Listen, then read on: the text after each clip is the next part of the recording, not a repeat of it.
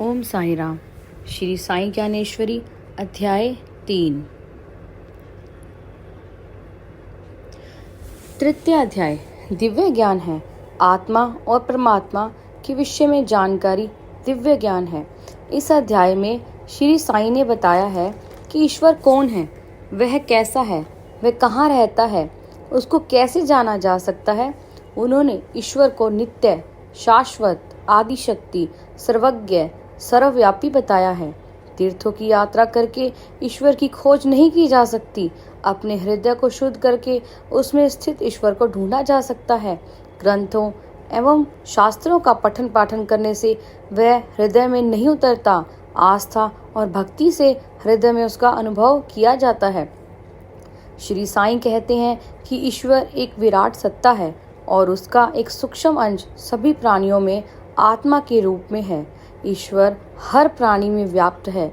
ईश्वर ने ही ब्रह्मांड की रचना की है। यह प्रकृति और जगत उसकी ही रचना है।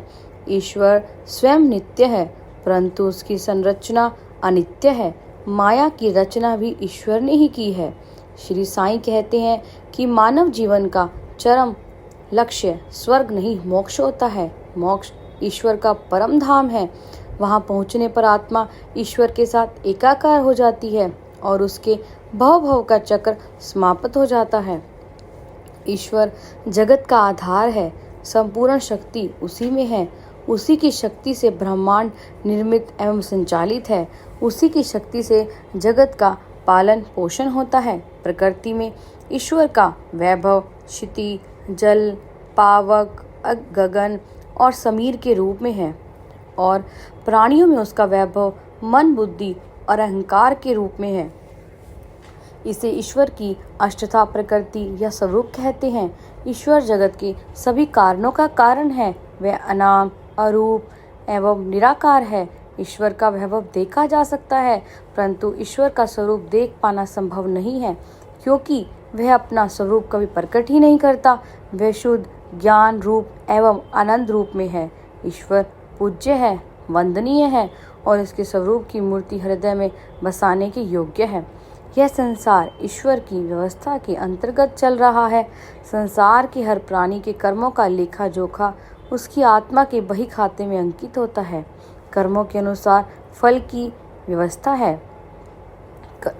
कर्मों के अनुसार अगले जन्म का प्रावधान है। जीवधारी में क्षण क्षण परिवर्तन होता है। इस क्षण जो नूतन है वह अगले क्षण पुरातन हो जाता है। ईश्वर में आस्था रखने से ईश्वर ज्ञान का प्रकाश देता है। आस्था न रखने वाला विशाल नदी में भी प्यासा रह जाता है। ईश्वर की शक्ति का प्रकाश सभी के लिए है।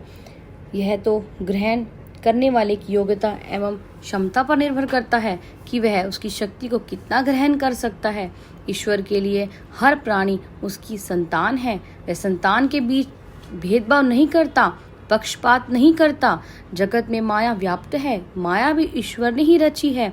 माया का स्वरूप मोहक और आकर्षक है। यह दिखती कुछ और है, होती कुछ और है। यह भ्रम पैदा करती है। यह सूखे रेगिस्तान में भी बहती हुई नदी का आकार ले लेती है। जो प्राणी माया से जितना अधिक आकृष्ट होता है, वह उसके मोह जाल में उतना ही अधिक फंसता है। माया अज्ञान की उपज है। माया ज्ञान के शुद्ध जल को काई की तरह ढक लेती है। माया के कारण ही प्राणी संसार में दुख पाता है। माया प्राणी को सुख की झलक दिखाती है, परंतु उसके भीतर भी दुख ही रहता है। माया प्राणी के अस्तित्व को भी विस्मृत करा देती है। ईश्वर ही प्राणी को माया के बंधन से मुक्त कराने में सहायता करता है। माया के जाल से मुक्त होने पर भी व्यक्ति ईश्वर का साक्षात्कार कर सकता है, मुक्ति पा सकता है। ओम साई राम।